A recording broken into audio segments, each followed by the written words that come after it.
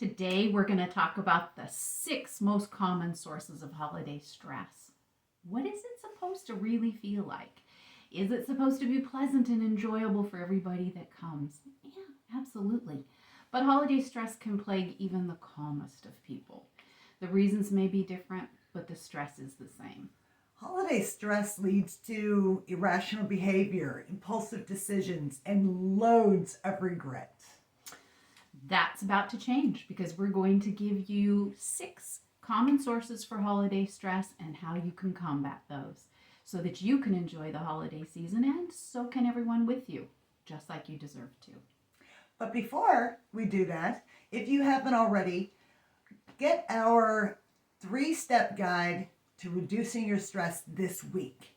We're talking about holiday stress, and that is super important, and we want you to be prepared. But you don't have to wait for then till then Get it to today. de-stress. You can start right now. The link is in the description below. It's 3 easy steps, and it will absolutely work if you work it. So go And grab this it. is Tara and Roxanne, and we're here to calm your mind so you can enjoy your life. So Yes. if you fail to plan, you are planning to fail, Roxanne. So true. So true. Profound statements come that way because they're profound, because they're true. Indeed. Yeah. So today we're going to plan. We're going to talk about the 6 most common holiday stressors. And if we miss one, then leave it in the comment below. We would love to hear it and how you combat it, or if you'd like to. Absolutely. Number 1. One is a big one. Yes, it is. It's family baggage, right? So the first thing we're going to ask you to do before we even dive into that one is to prioritize and set your intentions for what you want this upcoming holiday to be like. And I don't know what time of year you're watching this. It doesn't matter because some holiday is coming. True. They're always coming. Throughout the year. And so don't wait until you get there and then have the same wash, rinse, repeat experience. Make it different. You get to make it different. And so this is how. So we're going to give you a few tips. So family baggage, when you write that down as one of your family stressors or one of your holiday stressors, it's a big one. So It's a big one. What do you do? How can you prepare to not be triggered by your family? Well, I think that for me, it's letting go of some of the things that I have that I expect from my family, unhealthy traditions, maybe some boundaries that I won't enter into politics with Uncle George because it ain't going to be pretty or something else, along those lines. Expectations is huge. We watch TV and Christmas specials, especially Hallmark. Gets me every time. So sweet. Yeah.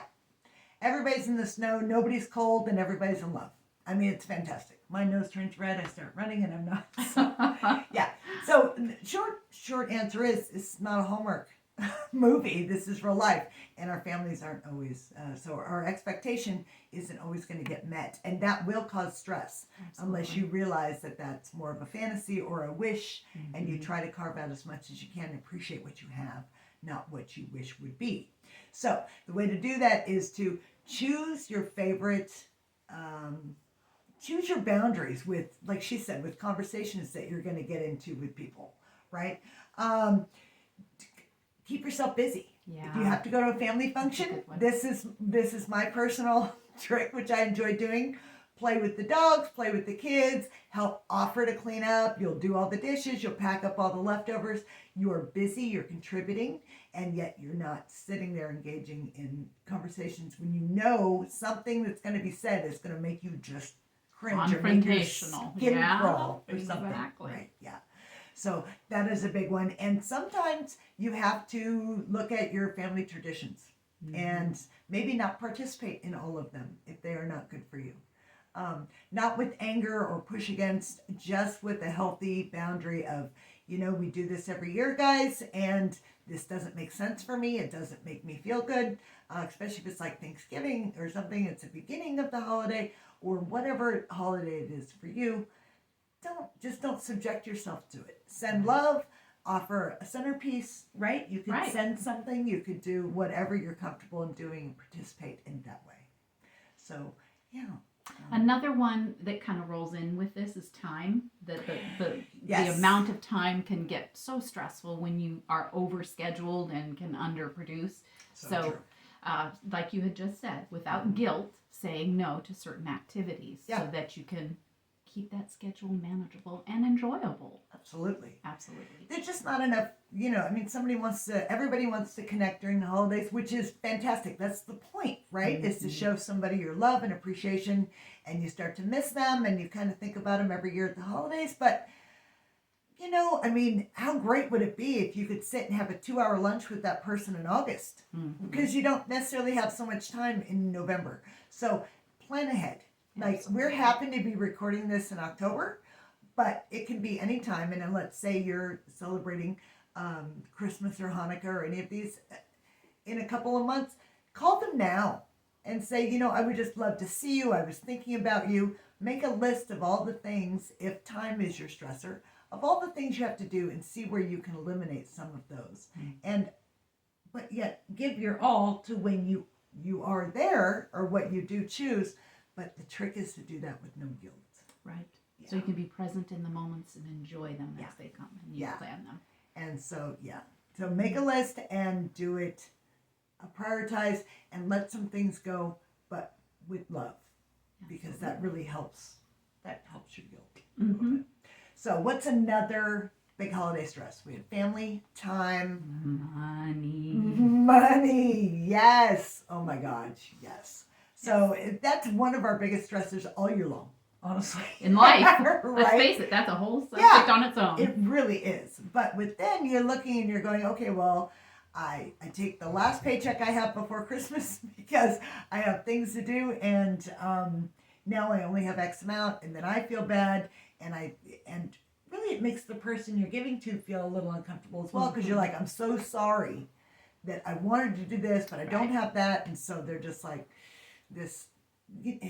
You want them to tell you it's okay, and you want to express to them that you do love them and you would like to give them more if you could, but you couldn't. But it just ends up with this whole negative exchange about money shortageness, and it just makes it uncomfortable and ugly for everybody. So again, with the list, I'm a big list person today, apparently. I don't know what's happening. Okay. But prioritize who you need to give to. Obviously, children, right? That's, that's a given. And then budget yourself. Here's how much I can spend. I can save this, and you can start to buy things earlier. You don't want to go too early because kids do come up with something the week before Christmas. But other people, and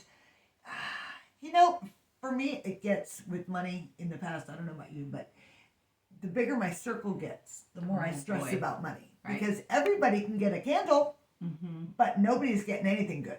Right? It takes away from what maybe you're trying to do for your kids or whatever that is. But you do appreciate the other people in your lives, and you do want to show that, but you can't give to everybody. And then when they give to you, then you feel guilty. And you feel like you have to go spend an extra $10-$20, which may not be a lot, but it is when it adds up. When it adds up. 5 people, that's $100, and you're like, I can't afford $100 at Christmas time.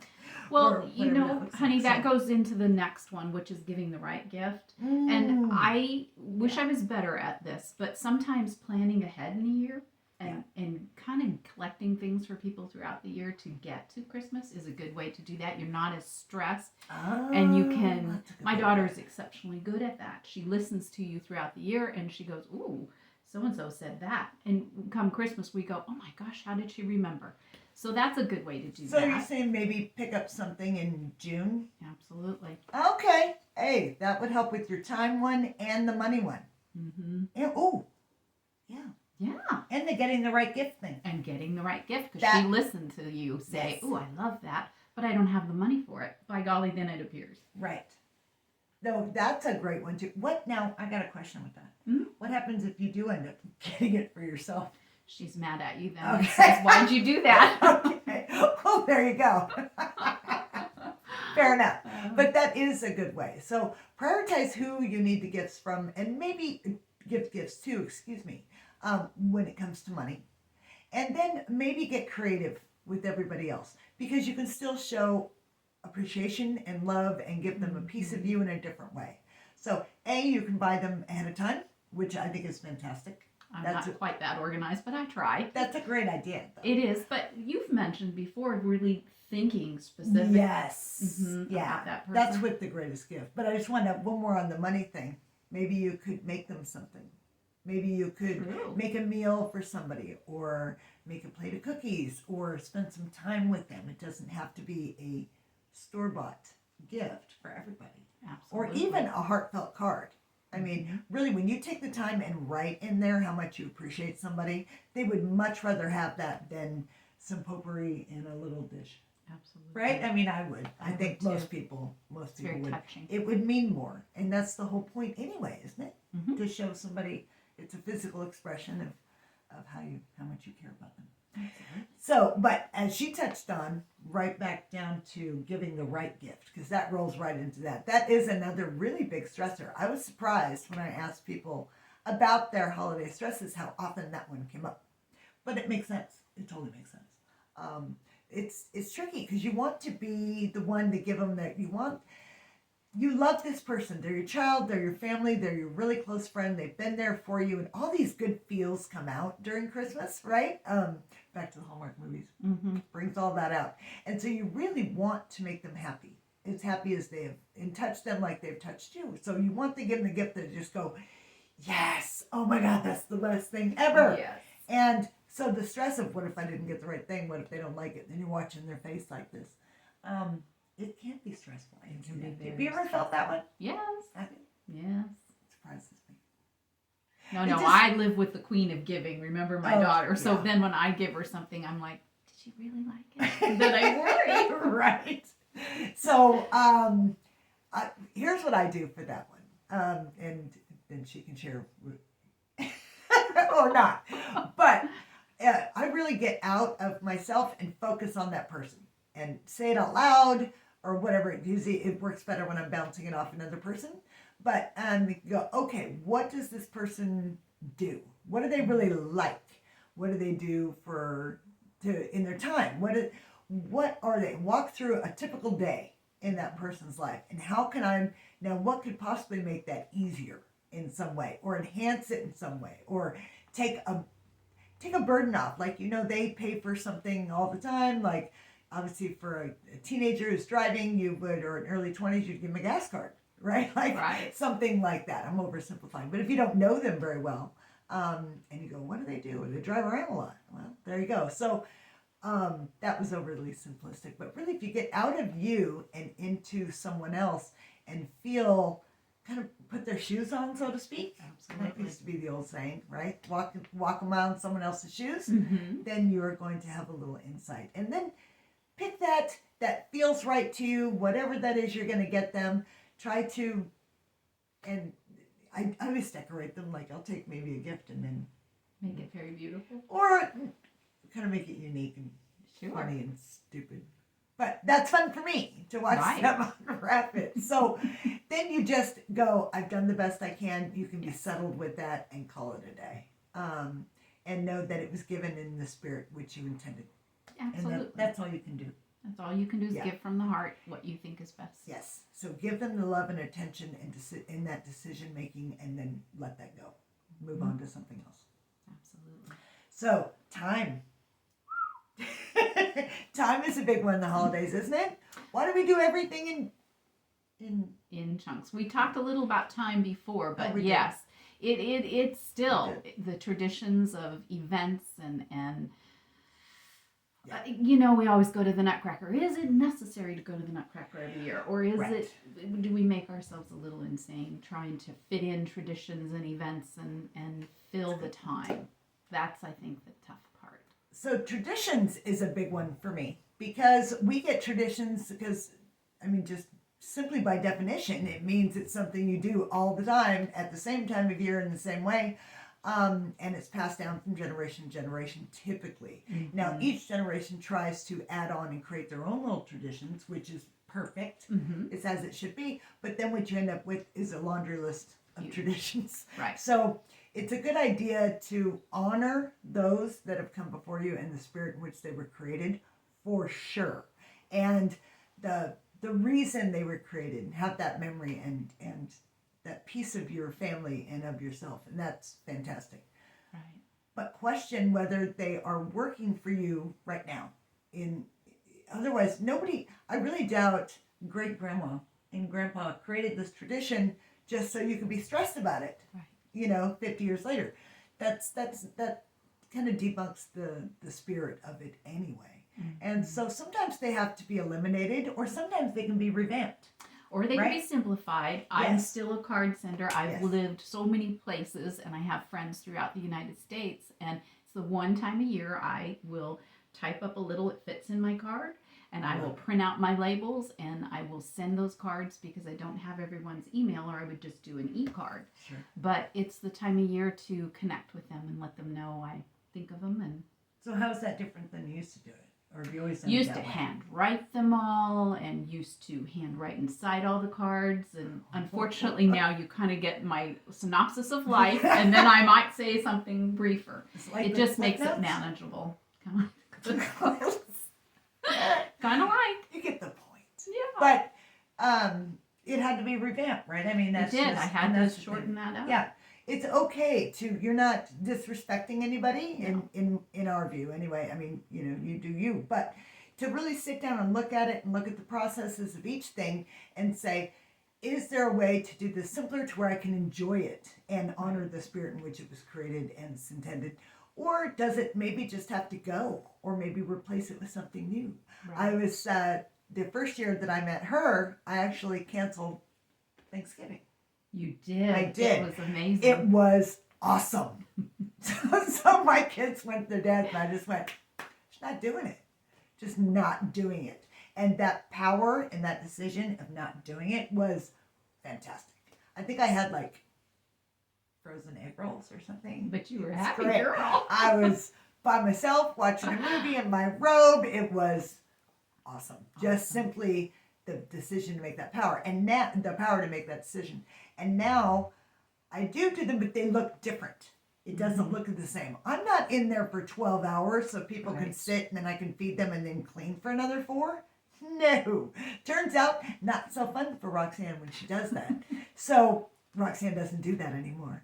But yet, so now I'm actually enjoying the time with my family. Mm-hmm. Everybody's not tiptoeing around me. Because you could be Yeah, volatile. absolutely. And I'm not exhausted by the end of the day. And Perfect. last year was amazing. And so Nice we just day. created our own little way. So Nice. open that up. There's the possibility for yourself. It's amazing. So last one. So that was 5, right? Right. We did the time, family baggage, big one, money, getting the right gift, and We're on to we did, yeah. time with the traditions and events. Yes. That kind of involves time, Yeah. sort of. And loneliness. Yeah, Loneliness is a big one for a lot of people. Whether you don't have family or people around you, which is a huge chunk of this country and most countries, probably bigger in our country than others, unfortunately. Probably. Yeah. But also just people, I don't know, people feel sometimes like they need relationships too. And they feel like so there's just, again, with the expectations, right? Everything would be better if I had somebody under this blanket with me. Well, no, they would just suck up more time and you wouldn't have time for your cards. Just kidding. But you know what I mean? Well. Like, yeah. It's just we have these expectations Yes. and it creates certain feelings. And those feelings create stress and then we don't enjoy the holiday. That's the point. Absolutely. So lonely, if it's without people, or even if it's just feeling like something's missing, because maybe it's your first year without a relationship, or someone passed, or heaven forbid, any of those scenarios. The trick is to get ahead of it, or it's not the trick, but an idea, a suggestion, is to get ahead of it a couple months in advance. Use your time to serve someone else. And I know that you've heard that a lot, but hear me out on this one. Pick something you're good at. Can you knit, draw? Do you know how to bake amazing cookies? Would be another good skill. Any kind of craft, anything like that. Right. Or do you work at a place, or do you frequent a place where a lot of people go, like a big company of some sort? You could, back to the skills. I should finish my thought. Okay. Yeah. You could make something, if you knit or sew, you could make blankets, hats. You could give them to hospitals or babies or nursing homes. You could go and visit there. You could make things for your neighbors, for different people, kids. You could do little Santa gifts. You could actually leave them with little Santa tags on everybody in the neighborhood has kids. Whatever that looks like for you. But if you work at a big company, that you could really make an impact. If you were willing to collect things for kids in foster care or different things. There are a lot of people who have stress, and it gets very volatile during the holidays. And unfortunately, the instance of kids getting removed from their homes in the holidays is higher than any other time of the year. And they're terrified. And we won't go down this road. That's not what this is about. But know that it's happening. And if people were to collect anytime, and people do, lots of people do. There are some wonderful organizations out there, and you can help, collect a little toy and a fresh pair of socks and a fun toothbrush, because sometimes they leave with nothing. So you could create baskets, and that could be your holiday season. People love to give during the holiday. They will give to you. And if you're willing to go and maybe put it together and deliver it so these kids can benefit. So you don't have to be lonely just because you're alone. No, even like soup kitchens and what have you on the holidays need people to help serve the Thanksgiving meal, the Christmas meal, the what have you. So lots of ways to get out there and help other people.